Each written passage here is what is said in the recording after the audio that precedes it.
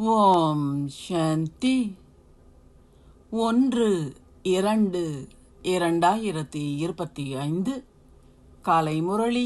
ஓம் சாந்தி. Pop தாதா, மதுவனம். சாராம்சம். இனிய குழந்தைகளே, ஆத்மாக்களாகிய உங்களின் ஆதி தர்மம் அமைதியாகும். ஆத்மாக்களின் உலகம் அமைதி தாமமாகும். ஆத்மாக்களாகிய நீங்கள் அமைதி சொரூபங்கள் ஆவீர்கள். ஆதலால் நீங்கள் அமைதி வேண்டும் என்று கேட்க முடியாது. கேள்வி: உங்கள் யோக சக்தி என்ன அற்புதங்களை புரிகின்றது? உங்களில் வெகு சில குழந்தைகளே யோக சக்தியினால் இந்த முழு மலையையும் தூய்மையாக்கி ஒரு தங்க மலையை ஸ்தாபிக்கின்றீர்கள்.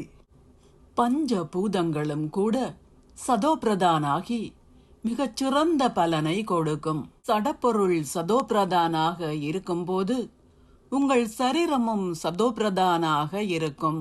அங்குள்ள பழங்கள் மிகவும் பெரிதாகவும் சுவையாகவும் இருக்கும். ஓம் சாந்தி. தாரணைக்கான சாராம்சம்.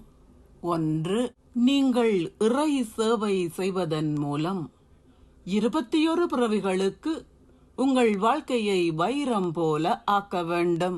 தாயையும் தந்தையையும் விசேடமான சகோதர சகோதரிகளையும் மாத்திரமே பின்பற்ற வேண்டும். 2. உங்கள் ஸ்திதியை கர்மாத்தீத் ஆக்குவதற்கு உங்கள் சொந்த சரீரம் உட்பட அனைத்தையும் மறந்துவிடுங்கள். உங்கள் நினைவை அசைக்க முடியாததாகவும் நிலையானதாகவும் ஆக்க வேண்டும். நீங்கள் பேராசையிலிருந்தும் பற்றிலிருந்தும் விடுபட்டவர் ஆகுவதுடன் தேவர்களைப் போல விகாரம் அற்றவர்களாகவும் ஆக வேண்டும். ஆசீர்வாதம். நீங்கள் ஒரு மாஸ்டர் அருள்பவராகி பெரும் துன்பத்தில் இருக்கும் ஆத்மாக்களுக்கு ஒரு வினாடியில் முக்தியையும் சத்கதியையும் அருள்வீர்களாக.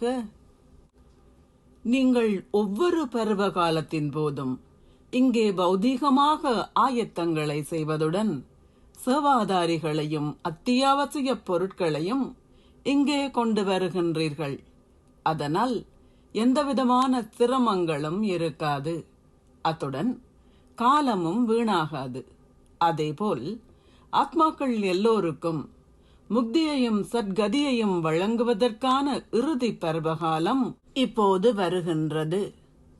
துயரப்படும் ஆத்மாக்களை வரிசையில் காக்க வைப்பதன் மூலம் மேலும் வேதனைப்பட வைக்காதீர்கள்.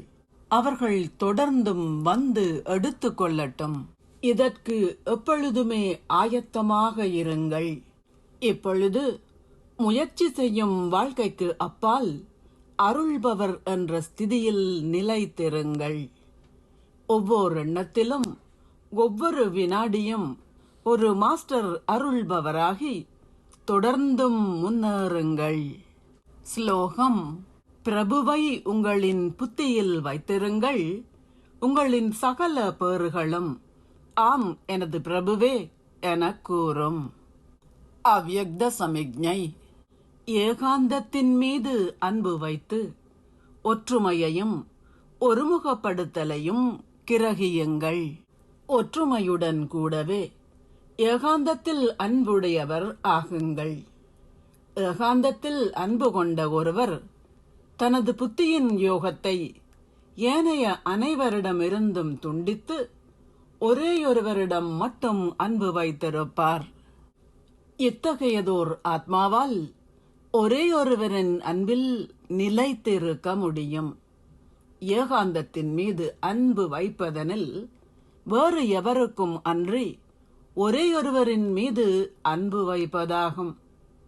ஒரேயொருவருடன் சகல உறவு முறைகளையும் வைத்திருந்து சகல இனிமைகளையும் சுவைப்பதன் மூலம் உங்களால் ஏகாந்தத்தின் மீது அன்புள்ளவர் ஆக முடியும்.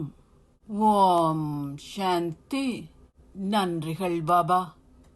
கண்களின் குளிர்ந்த பார்வையாலே அவர் செய்யும்